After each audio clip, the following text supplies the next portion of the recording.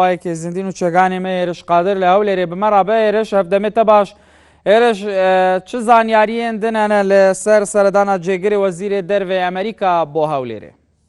بەڵێ شوان لە ئێستادا جێگری وەزیری دەرەوەی ئەمریکا لە کۆبوونەوەیدا لە مەسیح سەلاحەدین لەگەڵ بارزانی و وا بڕیا لە دوای کۆبوونەوەکەی لەگەڵ بارزانی لەگەڵ لێچمان بارزانی سەرۆژی حکوومەتی هەرێمی کوردستان کۆبێتەوە و دواتر لەگەڵ دکتۆر بەرهەم ساڵح کۆبێتەوە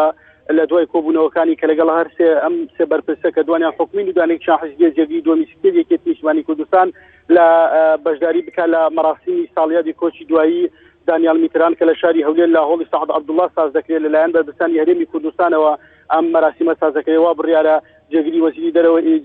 دەرەوەی ئەمریکا بەشداری لەو مەراسیمەدا بکات لە ئێستادا لە کۆبوونەوەیە لە مەسیح سەلاحەدین لەگەڵ بارزانیدا لە کۆبوونەوەیە و دواتر دەچێتە لای نێچیروان بارزانی دواتریش لەگەڵ دکتۆر بەرهەم ئەحمەد ساڵح کۆ دەبێتەوە. باشە هێرش ئەگەر زانیاریت هەبێت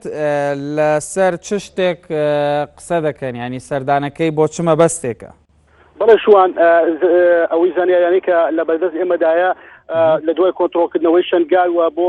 پاپشتیکردنی زیاتری هێزی پێشمەرگە و هەرێمی کوردستانە بۆ بەرەنگاربوونەوەی چەکدارانی داعش و بۆ دانانی پلانی نوێیە بۆ ئەوەی چۆن ڕوبەڕووی چەکدارانی داعش بنەوە کۆتایی بە داعش بیانێ لە عراق و لە سووریادا و لەو ناوچانەی کە لە ئێستادا داعش پەرە دەستێنێ ئەوان بیانەوێ کۆتایی بە داعش بێن و